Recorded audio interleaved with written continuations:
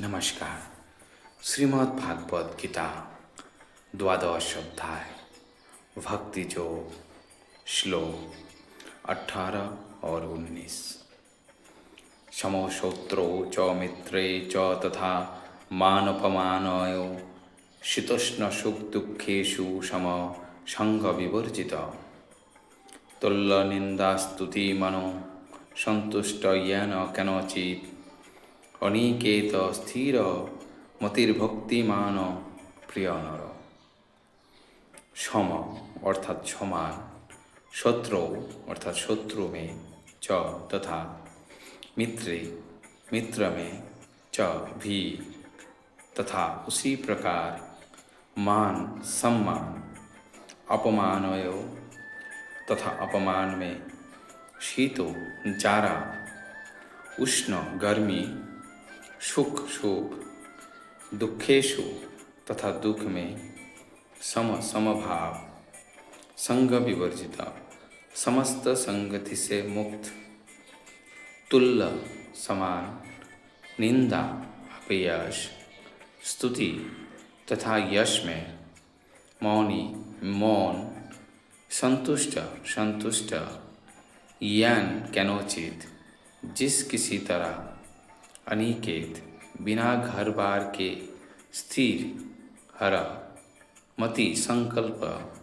भक्तिमान भक्ति में रत, में मेरा, प्रिय प्रिय नर मनुष्य,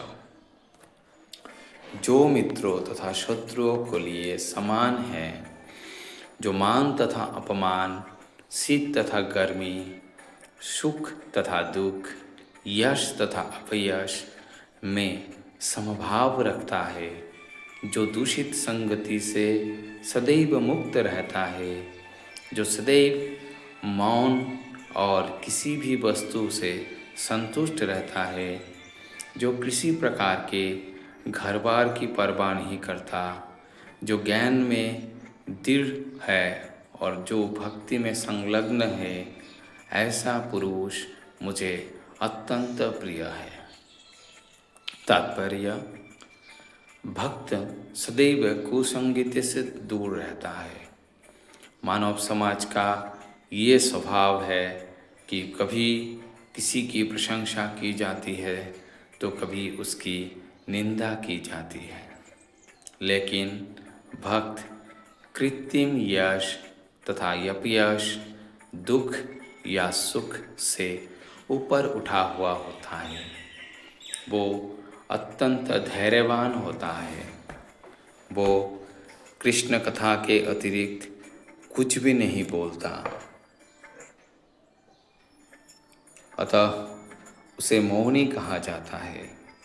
मौनी का अर्थ ये नहीं कि वो बोले नहीं, अपितु ये कि वो अनर्गल आलाप ना करे।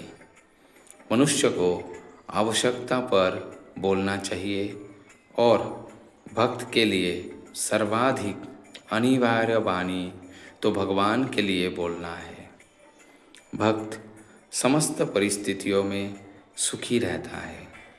कभी उसे स्वादिष्ट भोजन मिलता है तो कभी नहीं, किंतु वो संतुष्ट रहता है।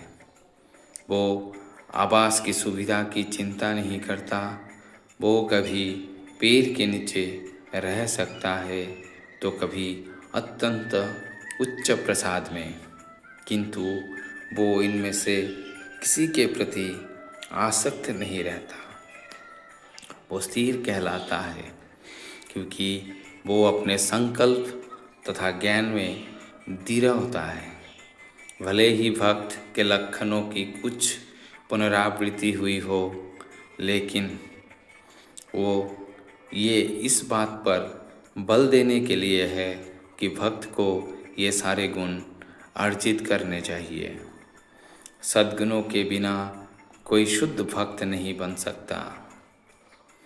हराव भक्तव्य कुतो महद्गुणा, जो भक्त नहीं है उसमें सद्गुण नहीं होता।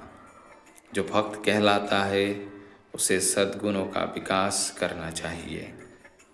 ये अवश्य है कि उसे इन गुणों के लिए अलग से ब्रह्म प्रयास नहीं करना पड़ता, अपितु कृष्ण भवनामृत तथा भक्ति में संलग्न रहने के कारण उसमें ये गुण स्वतः ही विकसित हो जाती है।